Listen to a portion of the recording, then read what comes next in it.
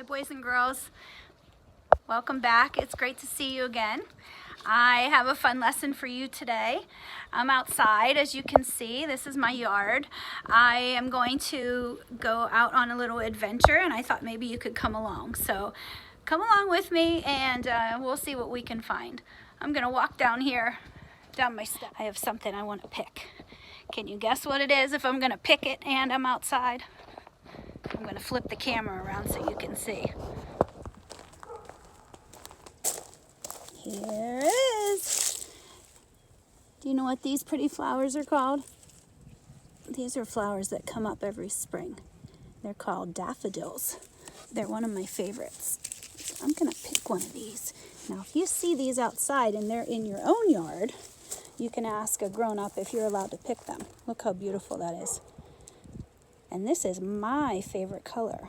Do you have a favorite color?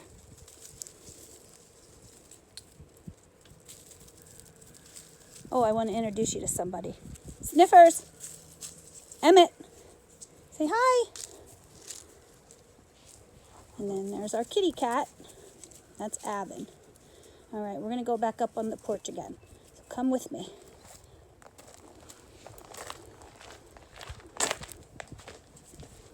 Oh, there's some pretty flowers here too. I'm not going to pick those. What color are those flowers? Sniffers. What color are those? Those are purple.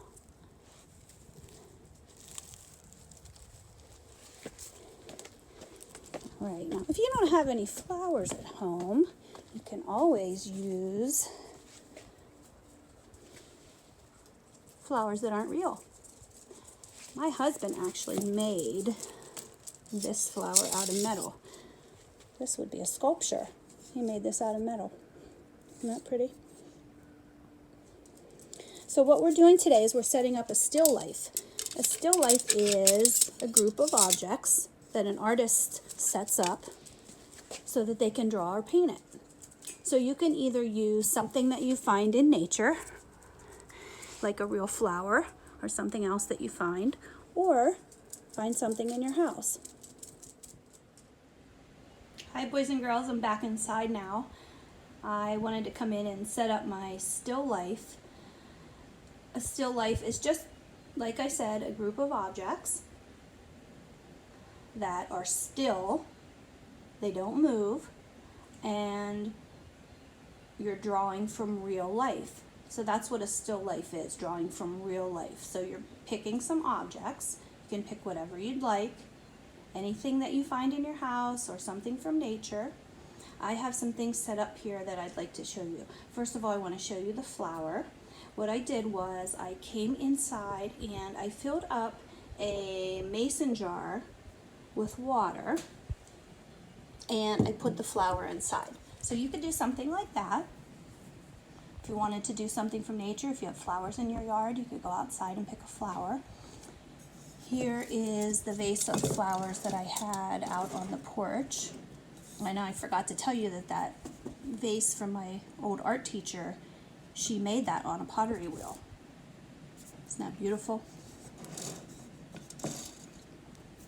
Now, if you wanted to do something like a bowl of fruit, you could get some fruit or vegetables if you have any in your kitchen and put them in a bowl like I did here. I had some apples and oranges and bananas, and I love this bowl because it has colorful stripes on it. So I just threw it all together, put it in this colorful bowl. I can put that in front of me and I can set that up for my still life. Now, a long time ago, when famous artists would paint, they would paint fruit a lot. When you pick something to paint or draw, that's called your subject matter. And long ago, artists chose to put together a still life, and fruit was often the subject matter of their still life. So I wanted to show you a famous, I have it hidden under here, that's why I have this cloth napkin. Here is a famous work of art by an artist named Cézanne. He was French, that's why we say his name like that, Cézanne. So here is a famous work of art, and you can see that the artist set up some objects on a table with fabric, a bowl, fruit, a beautiful ceramic pitcher, and it looks like maybe there's a plant in the background. So there's lots of color, there's lots of texture, there's lots of patterns. And artists think about the objects that they're setting up for their still life. They think about all of those elements of design, the color, the shapes, the patterns, and the texture. So we're going to talk about all that when we draw our still life. Boys and girls, this is the still life that I set up with a bunch of stuffed animals that I had in my house from my kids. So I got some from my son's room and some from my daughter's room. We have a lot of stuffies around the house. So I grabbed some of my favorites and I set them up here in an interesting composition. Composition just means how you arrange everything. So I made some tall, some short, some in the back, some in the front. So I had to think about how I wanted to arrange them. And artists think a lot about arrangement. That's called composition. So once you have your composition, you have to decide which way your paper should go. Should it go landscape orientation or portrait orientation? And you know what those words mean because we talked about them in art class this year. So I think my paper probably could go either way for this example, but I think I will stick with portrait orientation since I have that tall bear with the Steelers jersey on top, which by the way is my favorite football team. Shh, don't tell anybody. Do you have a favorite team? I'm from Pittsburgh. That's why I like the Steelers. All right, boys and girls, so I'm going to show you my paper. I have it already set up here, and I have it portrait orientation because I know that that bear is really tall. So what I'm going to do first is I'm going to start looking at the shapes of all of my stuffed animals. And I know a lot of their heads are going to be circle shapes. So I might just start by sketching in circle shapes where their heads are going to go. So first I might start with the one on the bottom. So I think I'm going to look at that piggy first. That big piggy is a big circle. So I'm going to start by looking at how big that pig circle is compared to the raccoon. The pig and the raccoon are about the same size. And what artists do is they're constantly looking back and forth, comparing the sizes of things in their composition. So I'm going to look down at my paper.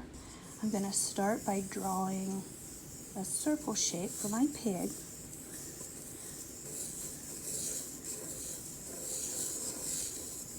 I'm doing this lightly. See how I'm going around and around, and I'm not pressing too hard because I might want to erase. And that's a sign of a good artist if you erase, because that means you're really looking. And you have to really look when you're drawing. And this is a good exercise to become a better drawer because you have to observe. That's how you become a better artist. You observe things, you compare things. Now I think I'm going to look at where that raccoon is. The raccoon is next to the pig, and he is about the same size, maybe a little bit smaller. So when I draw the circle for the raccoon, I'm going to draw a similar size circle, but maybe just a little bit smaller.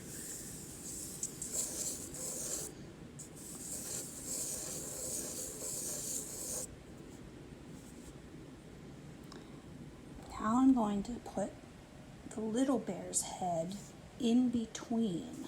So the little bear's head goes in between those two big circles. So right about here is where the little bear's head goes. Now I know that that little bear's head is in front.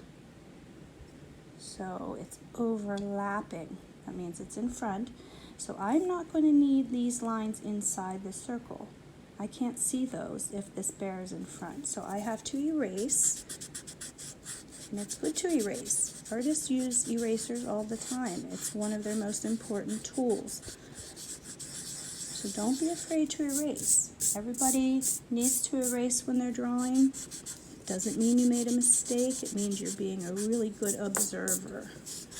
It means you're really looking. Now, if I were going to sketch in our puppy dog's face, it's over to the left side of the piggy. So his head's going to go right about here. Now, if you don't want to put so many objects in your still life, that's okay. I have 5 objects, so my still life is going to take a little bit of time. But if you only want to put 1 or 2, that's fine. Now, let's look at that big Steeler bear. He's tilted off to the side. Now, his head isn't right above the pig. It's actually, even though he's sitting on the pig, his head, he's leaning, so his head is actually above the little bear's head. So when I sketch his head in, I'm going to put his head right above the little bear. That's going to be up here. And is his head bigger or smaller? You're constantly comparing the sizes of things when you're drawing. So if I look at the bear on top compared to the bear on the bottom, his head is much bigger, isn't it? So I'm going to draw a bigger circle. I'm going to make sure that's nice and big. Now once I have all the heads marked in there, I can go ahead and start adding the details. I think I'll move on to the bodies next. If I want to sketch the little bear's body, I can put an oval shape for his belly. Let's look back up at him again. He has an oval shape for his belly, and then look at his big feet sticking out in front. Sometimes when things are closer to you, they look really big. So he has nice big feet, and we can make ovals for his feet too while we're working on his belly. So let's look back down at my drawing here, and I think I can sketch in where his feet go. So right now, I just have a bunch of ovals and circles, and this is how artists start drawings. They start out with basic shapes. So lines are the basic building blocks of any drawing. When you put lines together, you make shapes. And once you put your shapes together, you can start building a drawing. So I'm going to continue working on this. I'm going to stop the video, and I'm going to come back once I have a little bit more complete and show you what I have. Okie dokie artichokes, I'm back. So here's my sketch. I went ahead and I started adding all of the details. I put the ears and the eyes and the arms and all the little extra things like a bow. The doggy had a little tongue sticking out and a headband with hearts on it. Let me show you again. Oh, and I just noticed I forgot something. See if you can figure out what I forgot other than the Steelers jersey. Something on the bear. The bear with the bow tie. Can you see what I forgot? I forgot his little party hat. Party hat's like a triangle shape. It has some ribbons coming off of the top. So I have my shapes and my details sketched in, and now I'm ready to look at texture and maybe pattern. You might not have a lot of pattern, depends on what you chose. I'll show you another still life that I did for my middle school students. I chose a still life that had a vase in it. Actually, let me show it to you real quick here. So this is a still life that I did with the middle school students. And you can see that the vase that I chose had a lot of pattern.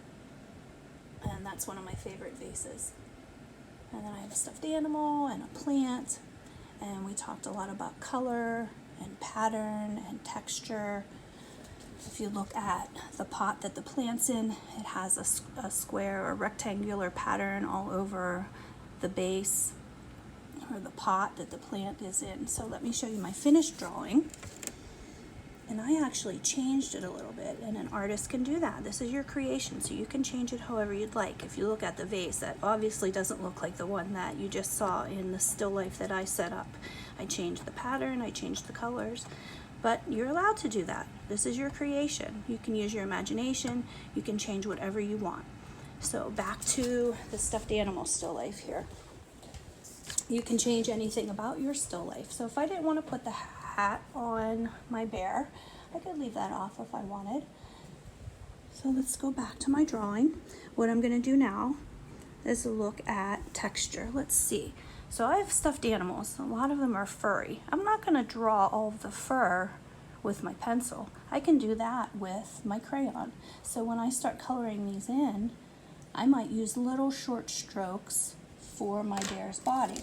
So maybe if I'm going to use colored pencil, if I were going to start coloring the bear, instead of just coloring him in smooth like this, maybe I'll start by filling it in smooth, but maybe when I'm all done, what I'll do is add short little strokes like this that are a little bit darker. See how that makes him look furry? And then right on the edge of his arm, if I make short little lines, see why lines are so important? Look, that makes him look furry. So think about the texture. Texture is the way something feels. So see if you can make something look smooth or bumpy or furry or shiny. When we do eyes, we can put a highlight in the eye. Look at that bear. See that white spot right? Let's see if I can point to it. The picture goes out of focus when you put something close to the camera lens. So right where the eye is, I'll move my pencil so it focuses back in on the eye. See that white shiny spot? That's the highlight where the light is reflecting. That's because the eye is plastic and it's reflective. Anything that's plastic or glass or metal will have that shiny highlight spot on it. And your real eye has a highlight on it, and we've talked about this because it has a layer of tears. So to make things look realistic, artists pay attention to those little details. So when you're coloring in the eyes, and I'll do it with a pencil, and we've done this a few times already with our little origami creations that we've made, just leave a little white spot in there, not colored in, and then color in everything around it. So I'm going to let you get to your work.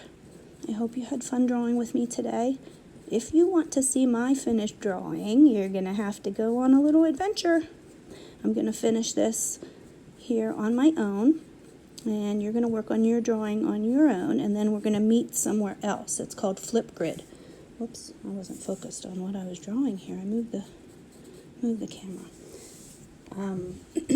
Excuse me. We're going to meet on a place called Flipgrid.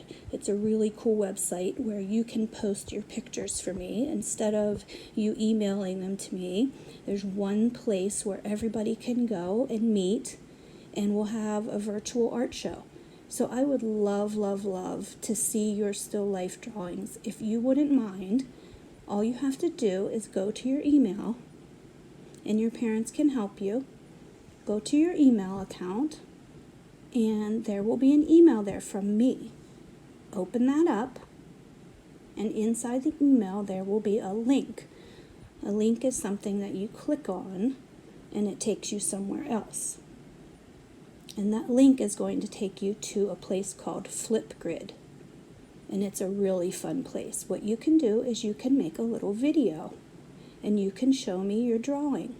Now this is optional. Optional means you can do it if you want to. You don't have to. I know you have a lot of work to do, so if you don't want to make a video, you don't have to. It's totally up to you. But if you would like to share your drawing with me, which I would love, please go to your email, ask a grown-up to help you after you're all done with your drawing. Go to your email, click on the link, go to Flipgrid, and then you will see a big green plus sign. You're going to click on that big green plus sign, and that's how you make your video, right on your computer. And you can hold up your drawing, and you can show me, and you can talk about it, and you can tell me what you did and how you did it. And you can share all of your accomplishments. So I hope you do that. I would love to see your drawings. I'm really excited. So have fun, and I will see you the next time we get together. Miss you guys. Bye for now.